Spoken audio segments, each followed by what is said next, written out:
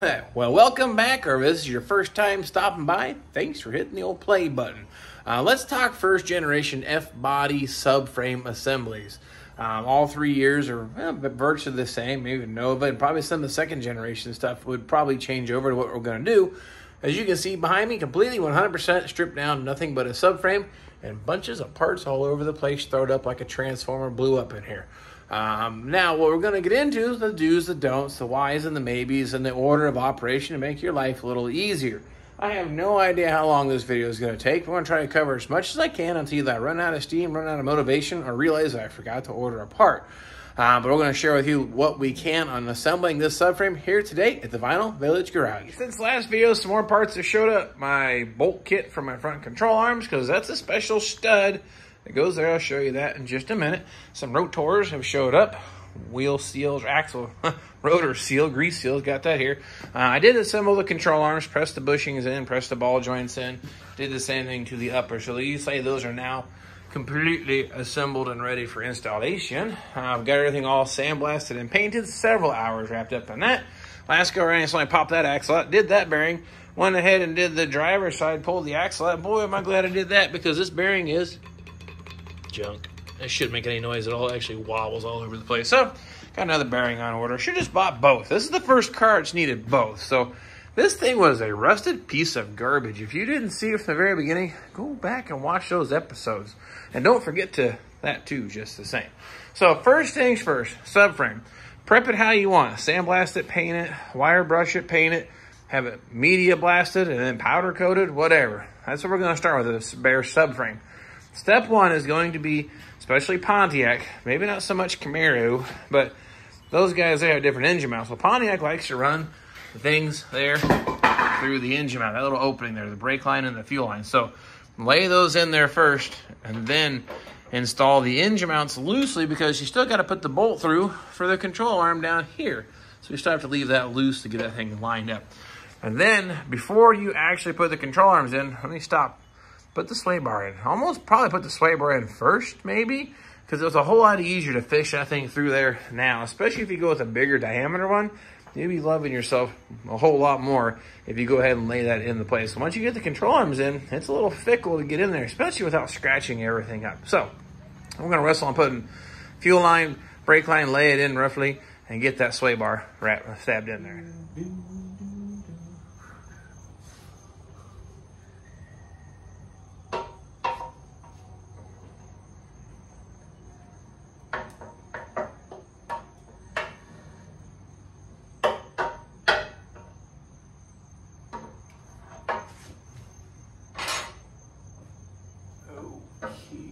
Ta-da! All right. Now, it comes with new rubber bushings that came with the kit that I bought. I actually think my dad bought that. But you get the idea. Wrap those in there. Put this on there. And put these up here.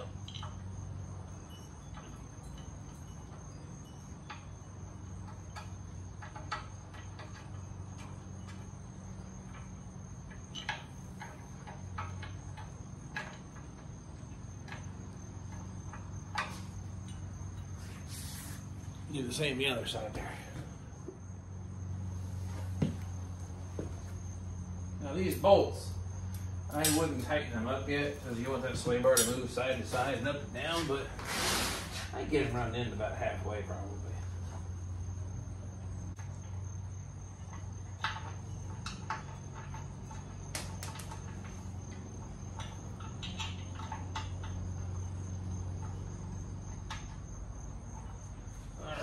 Again, just snug those up for now. But it still has to move in the side to side just a little bit. All right, and next will be the brake line that goes side to side. This little dip here is what lays down there at the bottom of the subframe. But both these pieces hide up behind the engine mounts. So try to imagine fishing this back through there once the engine's installed and everything else is done. It's gonna make for a whole lot more trouble. But see how easy this is right now? Not so bad.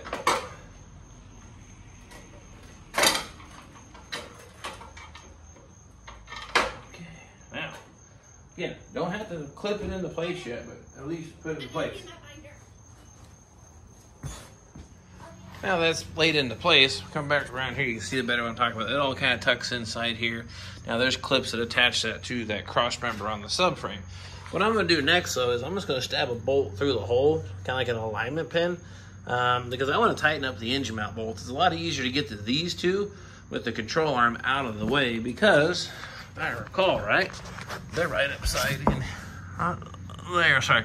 The bottom one. Why did I say the upper? Even the upper one's a whole lot easier without the control arm. You can kind of see it up there in the hole. So with the control arm out of the way, it's pretty easy to get to these bolts. So I'll go ahead and just get my little control arm bolt alignment pin stabbed in here for temporary reasons, and we'll take that back out once we get the engine mount snugged up.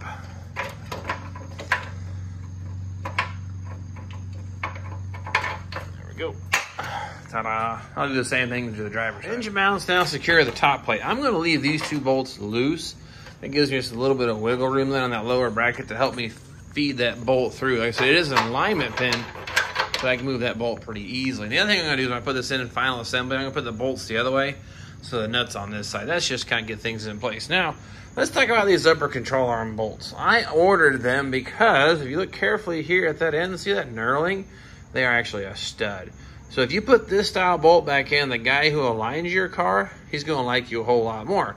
So what's going to happen is you put a regular bolt in this place, you can't always put a ratchet or a socket or anything on this end here. So if you use these here, it helps hold it into place when you go to do the alignment adjustments. It'll be a whole lot easier for them. So this is, to me, kind of a must. And not only is it kind of the right way, but it definitely helps in the future whoever actually has to work on the car. So just like a wheel stud, you gotta kind of drive those in or pull them into place. So get those four mounted in there, and then we'll start wrestling the control arms in. And I'm gonna share with you my technique of the easy way to install a stud. A very flat or punch style bit for my air hammer. And just a couple little rap-a-tap-taps.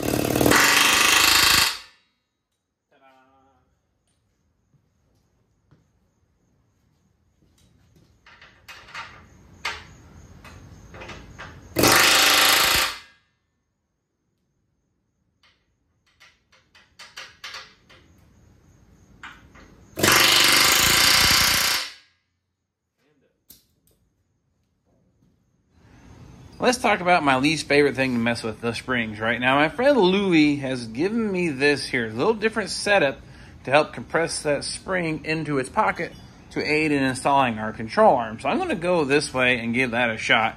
It's a new gift, and I watched him do it. It seemed to work pretty good, so I'm going to give it a go. I'm going to go ahead and get the lower control arm in place. But when it comes to all the suspension bolts, the upper control arm, even these end ones here, where the bushings about, I still have these loose, so they're still turned by hand. Because what happens is you don't want to tighten up any of those bolts for the control arm bushings or the upper control arms until all the weight in the suspension is compressed. You don't want to preload the bearing with a twist, it'll trash them. So we're just going to put the bolts through and just loosely install the nuts for now. So you'll see me do this. So don't worry, I'll go back and tighten them. But your ball joints, you can go ahead and secure, run your cotter pin all the way through, and you'll be just fine. But like I said, I'm going to go ahead and get the lower control arm pinned off in the two holes there in the frame, let it swing down, and then we'll work on compressing the spring. I'll show you some things you might want to know about that. Lower control arm is installed. Again, so just leave the nuts loose on the end of it. I like to route my bolts this way. The front bolts point towards the front, and the rear I like going towards the back in case I ever need to take that nut off. That makes that lower section of the mount serviceable. If for ever any reason I would need to, I don't have to take the bolt all the way out to take that apart. Now, springs. Let's talk about springs. These are the ones I like to use. It's a Jegs part number 64993. This seems to get me just a slightly lower than stock ride height, but it's not slammed so low it looks like it's a low rider.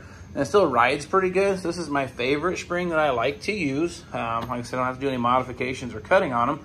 Now we'll go ahead and put that into place. Now, but what I want to bring to your attention is check with your spring manufacturer. Jegs doesn't list the top or the bottom.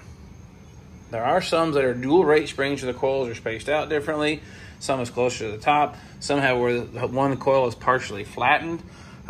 This doesn't have that, but just check with your manufacturer for orientation. There is an up and a down sometimes when it comes to springs. Now, the other thing is this coil spring comes to a stop. Look at this. You know, it comes to a dead end. Now, the thing about this is, if you look here in this frame, you'll see a small hole that goes all the way through. You want that to line up when you put the coil spring in rotate around so it just covers up that hole. That's our orientation. You can see the dimple in the metal for it to go there. And that seems to help once I started doing it this way, lining it up with the top, not so much the dimple in the bottom. There's one in here too, but lining it up with the top, I've had less problem with the car leaning a ½ inch or so. I've had some issues where the cars don't lay level. And once I've been doing that, it seems to remedy that. Now, that's just my 2 cents on that. Do what you want with that information. But next thing here, I'm going to get the spring in position and get our compressor installed.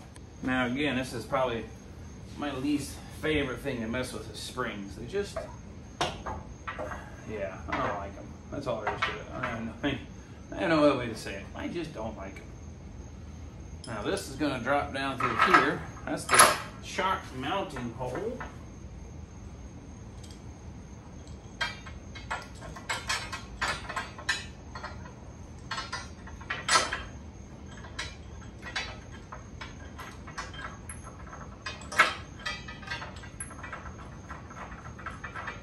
I don't know about you, but I just don't like springs.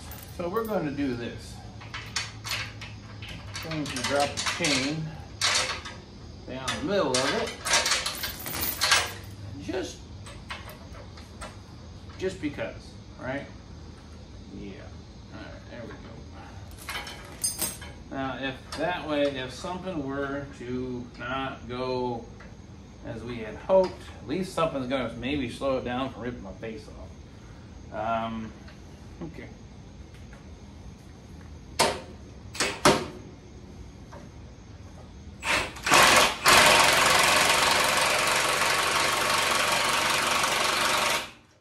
right. Well, seems to be doing the trick.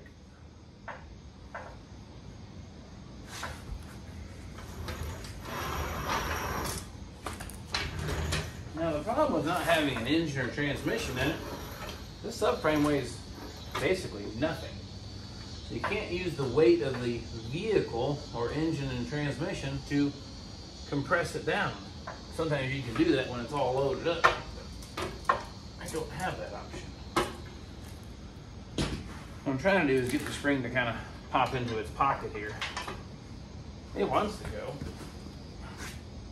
or it don't. Ugh.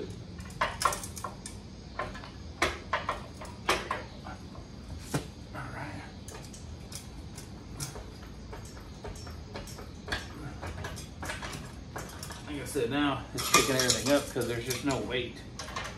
So, but spring is in its pocket, lined up here, chain's in place. We'll go ahead and install upper control arm.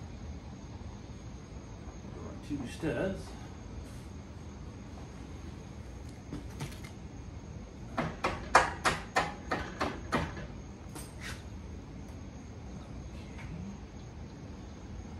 All right, now what I'm going to do, go ahead and put my spindle on.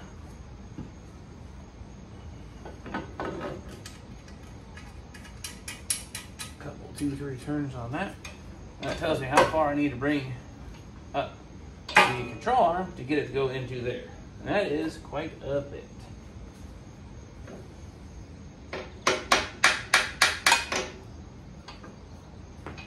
Okay.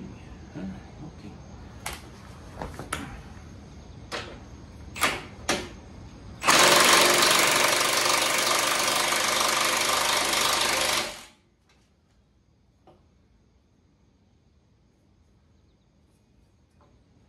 Alright, we'll run this up again.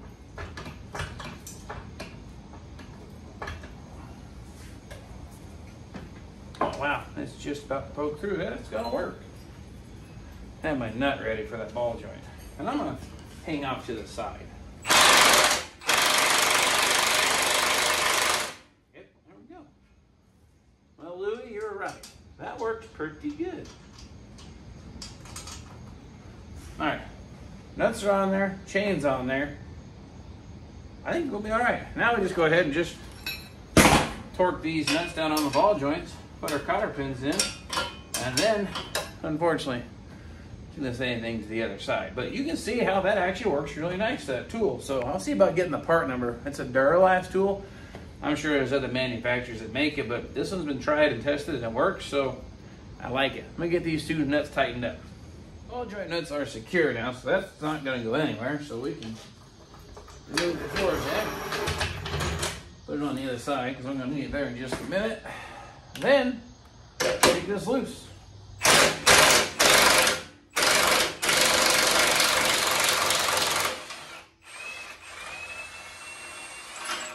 Run that bolt all the way out. And then get the other half out. You have to drop it down through the control arm hole in the bottom of the control arm because it don't fit between the coils anymore. That's how this looks once it's all assembled. I put some grease on the threads to help it go. You can see how that works. This goes through the shock hole and just pulls the spring right into place. So I like it. Thanks, Louie.